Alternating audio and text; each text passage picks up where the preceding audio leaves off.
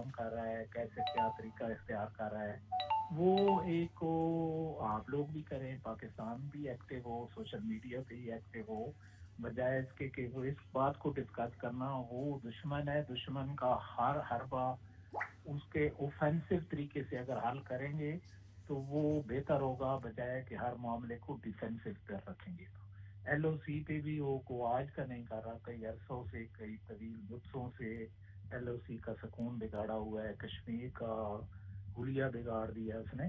तो हम जब डिफेंसिव की बजाय ऑफेंसिव पे कई कई पॉइंट्स पे आएंगे ना, तो हमारी और हैबिट बार हम भी शुरू करें और हम उसके जरिए सोशल मीडिया को भी इस्तेमाल करें, टीवी को, उससे बेहतर काम करें।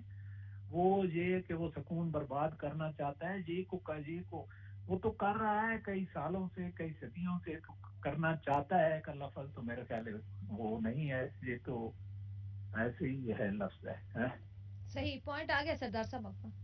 फर्स्ट क्वेश्चन है जन साहब आपकी तरफ आऊंगी। भारत एक दफा फिर बेनकाब हो चुका है। भारत के किंग्स कॉलेज लंदन के एक भारतीय प्रोफेसर हैं, उनकी किताब सामने आई है माय एनिमीज एनिमी, जिसके अंदर सारा कुछ लिखा गया कि किस तरह भारत जो है वो पाकिस्तान के अमन को सबदास करने की कोशिश करता है, अफगानिस्तान का इस्तेमाल करता है, और उसके अंदर एक पूरा चैप्टर है जिसमें बलोच एंड पश्तून कार्ड का जिक्र किया गया है। क्या समझते हैं भारत की पाकिस्तान के खिलाफ फौजी सिफारती और आप सोशल मीडिया पर खुली जंग इस खत्े की सुपर पावर बनने की कोशिश है?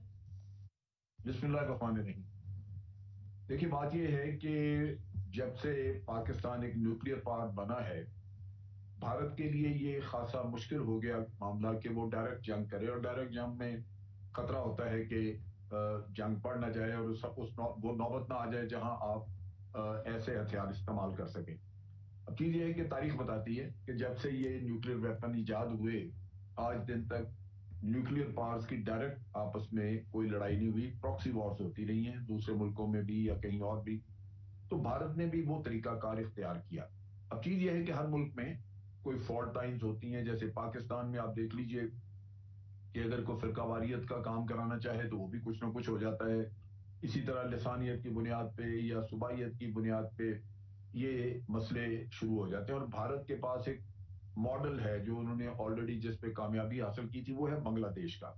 वहां बंगालियों को एक तो बंगाली लैंग्वेज उसकी बुनियाद पे, और दूसरा उन्होंने बंगालियों को ये कहना शुरू किया कि आपके हकूक गसब कर लिए गए, मगरबी पाकिस्तान आपके पैसे पे पल रहा है, आपकी आमदन है और खा वो रहे हैं, आपकी महरूमी है, आपके मुल्क में तरक्की नहीं हो रही आपके हिस्से में।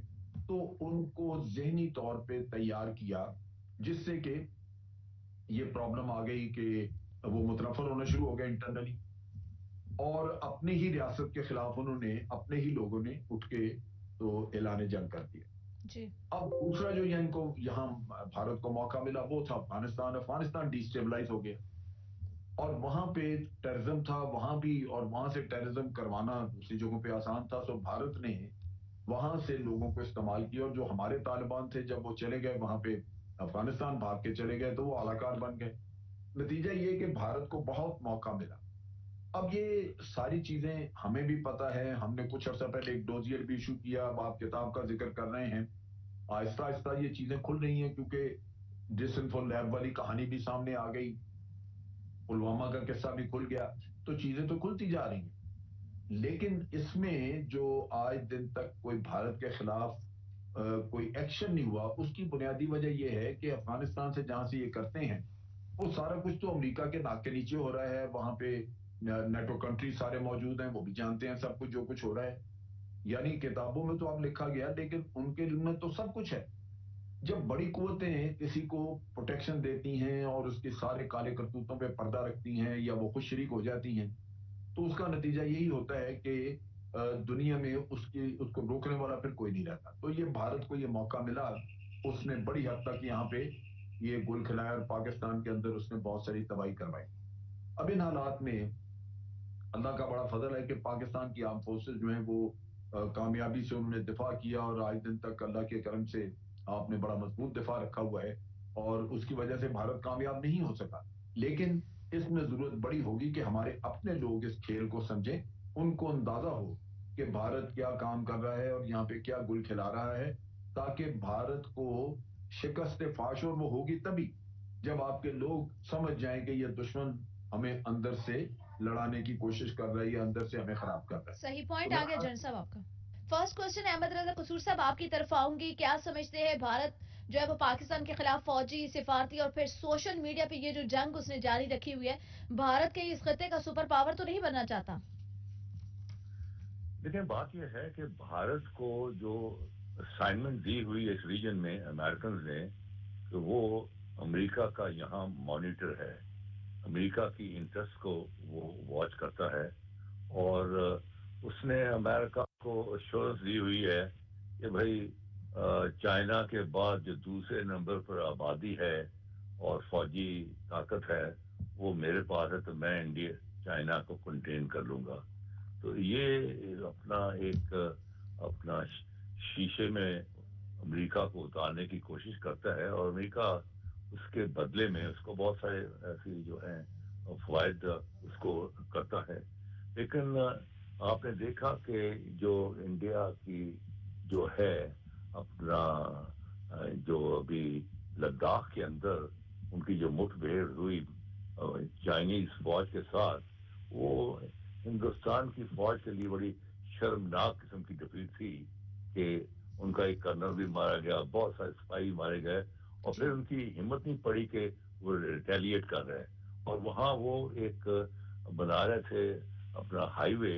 वो हाईवे जो थी उसने जो सी पैक जो पाकिस्तान में से गुजर रहा है उसके कोई 10 किलोमीटर पीछे आ जाना था। यानी वो basically from the military objective बनाई जा रही थी कि किसी वक्त भी जो सी पैक है जो कि एक एक कमर्शियल रग है इस पूरे खिते की, जो वन बेल्ट वन उसी अपना जो है उनका कॉन्सेप्ट जो है चाइना ने दिया, वो धरा का धरा रह जाएगा अगर आप किसी वक्त भी जो सी पैक की का जो सिलसिला है उसको आप ब्रेकअप कर देंगे। तो ये है कि ये चीजें जो है हिंदुस्तान दिखा रहा। फिर हिंदुस्तान बहुत बड़ी मार्केट है अमेरिका की, क्योंकि वो उनकी बड़ी तादाद है, वो सामान भी खरीदते हैं।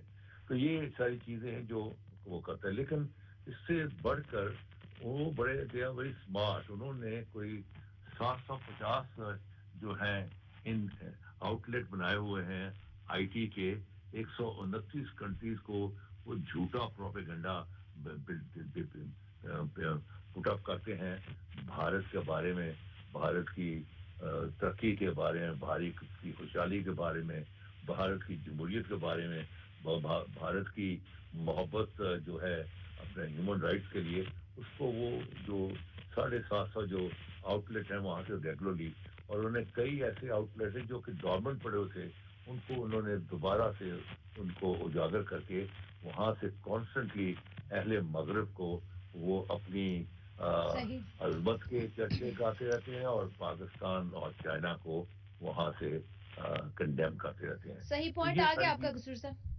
तो ये चीजें हैं, तो इसमें आदमी को खौफजदा नहीं होना चाहिए, बल्कि हमें चाहिए कि जो वो हमारे साथ कर रहे हैं और जो जिस तरह उन्होंने बलूचिस्तान के अंदर और कराची के अंदर अपने एजेंट छोड़े हुए हैं, तो हमें व्हाट स्टॉप्स अस?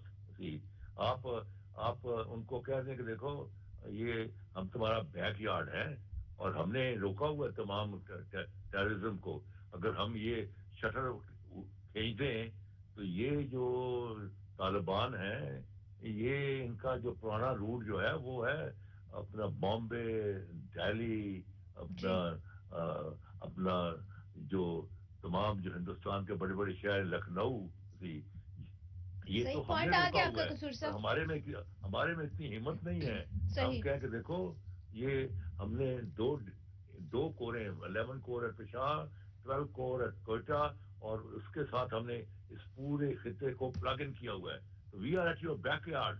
अगर हम ये फटा उठा दें तो ये सारे तालिबान तुम्हारे यहाँ आएंगे और तुम्हारे यहाँ कुछ तो खून करके खुश भी होंगे। यहाँ तो करते हैं लेकिन उनको दुख जरूर होता है कि मुसलमानों पे कर रहे हैं। तो सही पॉइंट आ गया आपका कसूर साहब। हाँ या जी। फर्स्ट क्वेश्चन है आसिम रजा साहब आपकी तरफ आऊंगी। आपकी भी नॉलेज में होगा कि किंग्स कॉलेज लंदन के उस्ताद अविनाश पुलवाल की किताब सामने आ गई, माय एनिमीज एनिमी। اس کے اندر انڈیا کے جتنے کرتوت تھے کالے وہ سارے انہوں نے لکھ کے رکھ دیے. کیا سمجھتے ہیں بھارت کی پاکستان کے خلاف فوجی پھر سفارتی اور اب سوشل میڈیا پر کھلی جنگ اس خطے کی سپر پاور بننے کی کوشش کی ایک کڑی ہے؟ جی بالکل، آپ نے بالکل صحیح کہا. جو اویناش کی بک آئی ہے مائی اینیمیز اینیمی، وہ خاص طور پہ اگر ہم بات کرتے ہیں کہ یہ جو دشمن کا جو پڑوسی ہے وہ ہمارا دوست ہے، جو ان کی چانکیائی فلاسفی تھی، اگر ہم وہاں سے شروع کرتے ہیں جس کے تحت انہوں نے offensive ڈیفنس کا جو ایک سلسلہ شروع کیا تھا. آپ کو یاد ہوگا کہ اجیت دوول کی ایک اسپیچ لیک ہوئی تھی جس میں اس نے اس ڈیزائن کے بارے میں ذکر کیا تھا کہ وہ کیسے پاکستان میں دہشت گردی کروا رہے ہیں. جو 7 منٹ کی اسپیچ تھی پاکستان کے حوالے سے، ویسے انہوں نے 101 منٹ کی تھی. وہ ایک چائنیز صحافی نے اس کو ریکارڈ کیا تھا. اس کے علاوہ اگر ہم بات کرتے ہیں جو انڈین کرونیکل سامنے نظر آئے، ڈس انفو لیب کی رپورٹ آئی ہے، اور اب پیدر پے بھارت کے حوالے سے چیزیں کھل کے سامنے آ رہی ہیں. چک ہیگل کا جو اس وقت کے ڈیفنس سیکٹری تھے یو ایس کے، انہوں نے افغان چیپٹر کے حوالے سے انہوں نے بھی ایک اسپیچ میں کہا کہ بھارت پاکستان کو ڈیسٹیبلائز کرنے کے لیے پراکسیز رکھتا ہے. اور اس کے ثبوت ہمیں جو بک ہے ان کے سابق آرمی چیف وی کے سنگھ کی بک سے ملتا ہے، جو کہ کریج اینڈ کنوکشن انہوں نے بک لکھی. اس میں جو ٹی ایس ڈی ڈویژن کا ذکر کیا ہوا ہے جو کہ براہ راست ان کے انڈر تھا اور وہ پاکستان میں دہشت گردی کروا رہا تھا. پھر اس کے علاوہ اگر ہم بات کرتے ہیں اے ایس دلت کی بک کو، جو کہ کشمیر ان دا آئیز آف واجپئی، وہ کشمیر کے اندر انہوں نے کیا کھیل کھیلا جو آج سامنے نظر آ رہا ہے.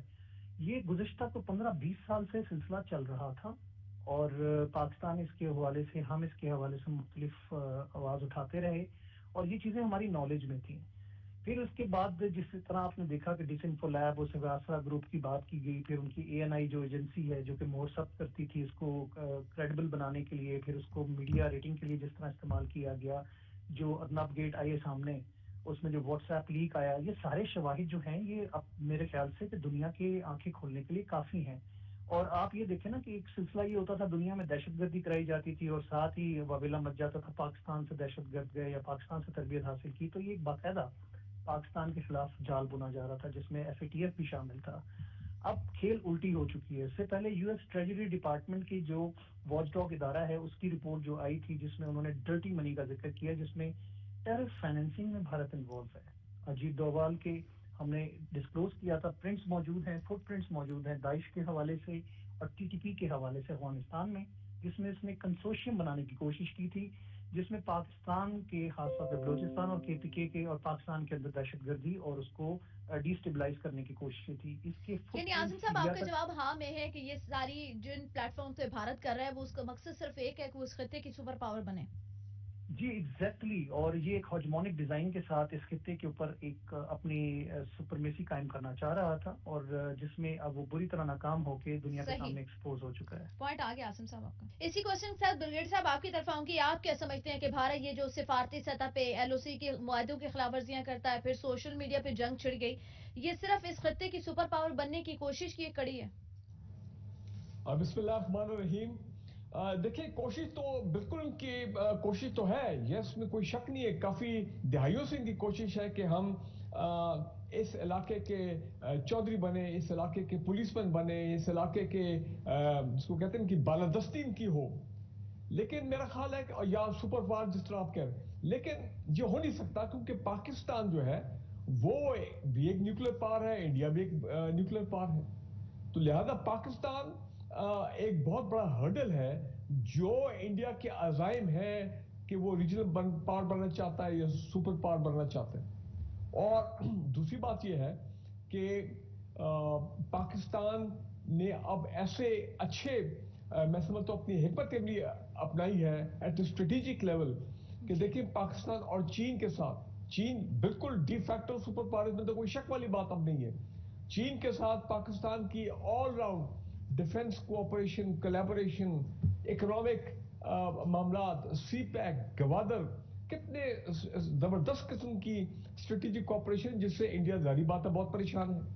اور اب تو اس طرح کی ہماری کوآپریشن چین کے ساتھ ہوگی کہ حال ہی میں نے پہلی مرتبہ ایسی چیز دیکھی ہے کہ جس میں پاکستان آرمی اور Chinese P L a people liberation army کے درمیان ڈائریکٹلی ہمارے افسر اور ان کی افسر وردی میں بیٹھ کے باقاعدہ ایگریمنٹ جو وہ سائن کرتے ہیں. آپ نے بھی تصویریں دیکھی، میں نے بھی دیکھی ہیں. تو دس از نیور ہیپن بیفور. اور ابھی ایک نیا جو الائنس سامنے آ رہا ہے، میں کہتا ہوں کہ زبردست قسم کا ہمارے سول اور ملٹری لیڈرشپ نے کام کیا.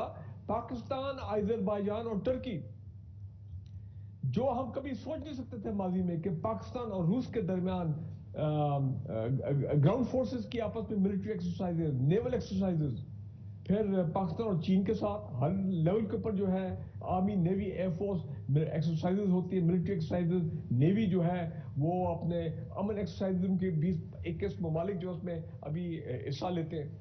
کہنے کا میرا مطلب یہ ہے کہ Pakistan may not be as big as a military power, as conventional military power in India, لیکن وہ نیوکلیر بیلنس، نیوکلیر پروگرام کی وجہ سے ہم جو ایک نیوکلیر میزائل پا رہے ہیں، تو ایک پیرٹی جو ہے، ایک ڈیٹرنس جو ہے وہ تو کریٹ ہو گیا ہو. تو لہذا میں نہیں سمجھتا ہوں کہ انڈیا کبھی اس عزائم میں اپنے کامیاب ہوگا، کیونکہ پاکستان الحمدللہ ہماری اکانومی اور چلے گی آگے. ایز آر اکانومی امپرووز تو پھر Pakistan has all the potential کہ نہ صرف ملٹری پاور بٹ انشاءاللہ ہم اکنامک پاور بھی ہوں گے آنے والے دور میں. تو انڈیا بھول جائے کہ وہ اس خطے کا پولیس مین یا چودھری بن سکتا ہے، سوال ہی پیدا نہیں ہوتا. صحیح پوائنٹ آ گیا بریگیڈیئر صاحب آپ کا.